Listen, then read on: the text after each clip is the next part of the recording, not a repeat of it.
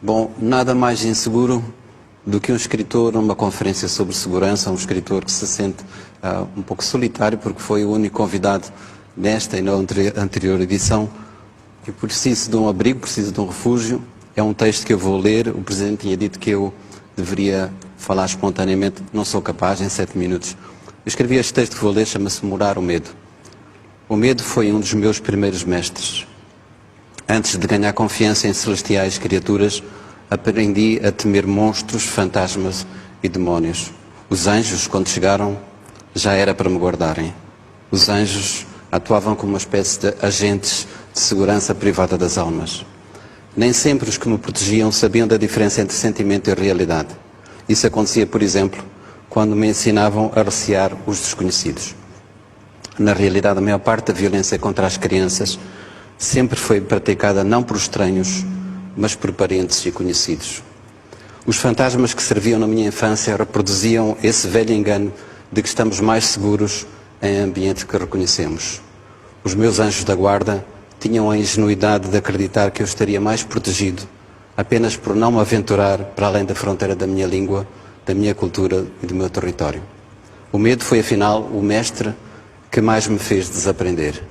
Quando deixei a minha casa natal, uma invisível mão roubava-me a coragem de viver e a audácia de ser eu mesmo. No horizonte vislumbravam-se mais muros do que estradas. Nessa altura, algo me sugeria o seguinte, que há neste mundo mais medo de coisas más do que coisas más propriamente ditas. No Moçambique colonial em que nasci e cresci, a narrativa do medo tinha um invejável casting internacional. Os chineses que comiam crianças, os chamados terroristas que lutavam pela independência e um ateu barbudo com o nome alemão. Esses fantasmas tiveram o fim de todos os fantasmas. Morreram quando morreu o medo. Os chineses abriram restaurantes à nossa porta. Os ditos terroristas são hoje governantes respeitáveis e Karl Marx, o ateu barbudo, é um simpático avô que não deixou descendência. O preço dessa construção de terror foi, no entanto, trágico para o continente africano. Em nome da luta contra o comunismo cometeram-se as mais indizíveis barbaridades. Em nome da segurança mundial foram colocados e conservados no poder alguns dos ditadores mais sanguinários de toda a história. A mais grave desta longa herança de intervenção externa é a facilidade com que as elites africanas continuam a culpar os outros pelos seus próprios fracassos. A Guerra Fria esfriou, mas o manicaísmo que a sustinha não desarmou, inventando rapidamente outras geografias do medo ao Oriente e ao Ocidente. E porque se trata de entidades demoníacas, não bastam os seculares meios de governação. Precisamos de intervenção com legitimidade divina. O que era ideologia passou a ser crença, o que era política tornou-se religião, o que era religião passou a ser estratégia de poder. Para fabricar armas é preciso fabricar inimigos. Para produzir inimigos é imperioso sustentar fantasmas.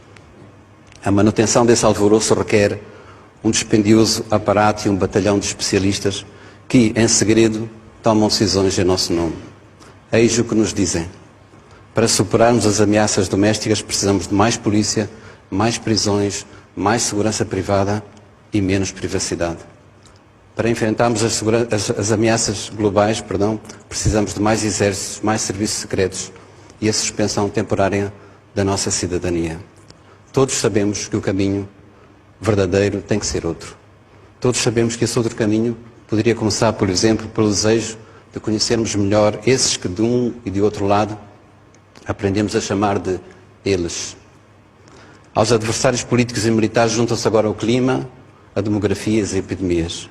O sentimento que se criou é o seguinte: a realidade é perigosa, a natureza é traiçoeira e a humanidade é imprevisível. Vivemos como cidadãos e como espécie, vivemos como cidadãos e como espécie em permanente situação de emergência. Como em qualquer outro estado de sítio, as liberdades individuais devem ser contidas, a privacidade pode ser invadida e a racionalidade deve ser suspensa. Todas estas restrições servem para que não sejam feitas perguntas como, por exemplo, estas: por que motivo a crise financeira não atingiu a indústria do armamento? Por que motivo se gastou apenas no ano passado $1,5 trilhão de dólares em armamento militar? Por que razão os que hoje tentam proteger os civis na Líbia são exatamente os que mais armas venderam ao regime do Coronel Gaddafi?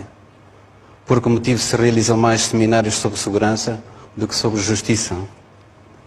Se queremos resolver e não apenas discutir a segurança mundial, teremos que enfrentar ameaças bem reais e urgentes. Há uma arma de destruição massiva que está sendo usada todos os dias, em todo o mundo, sem que seja preciso o pretexto da guerra. Essa arma chama-se fome. Em pleno século XXI, 1 em cada 6 seres humanos passa fome. O custo para superar a fome mundial seria uma fração muito pequena do que se gasta em armamento. A fome será, sem dúvida, a maior causa de insegurança do nosso tempo. Mencionarei ainda uma outra silenciada violência. Em todo o mundo, 1 em cada 3 mulheres foi ou será vítima de violência física ou sexual durante o seu tempo de vida. É verdade que sobre uma grande parte do nosso planeta pesa uma condenação antecipada pelo facto simples de serem mulheres. A nossa indignação, porém, é bem menor que o medo. Sem darmos conta, fomos convertidos em soldados de um exército sem nome e como militares sem farda deixamos de questionar. Deixamos de fazer perguntas e discutir razões. As questões de ética são esquecidas porque está provada a barbaridade dos outros. E porque estamos em guerra, não temos que fazer prova de coerência, nem de ética, nem de legalidade. É sintomático que a única construção humana que pode ser vista do espaço seja uma muralha. A grande muralha foi erguida para proteger a China das guerras e das invasões. A muralha não evitou conflitos nem parou os invasores. Possivelmente morreram mais chineses construindo a muralha do que vítimas das invasões que realmente aconteceram.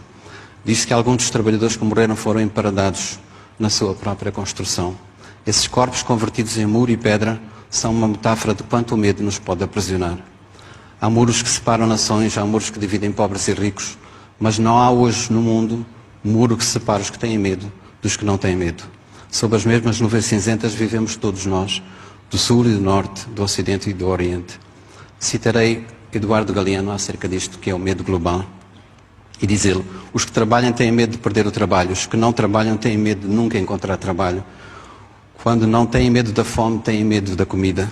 Os civis têm medo dos militares, os militares têm medo da falta de armas e as armas têm medo da falta de guerras.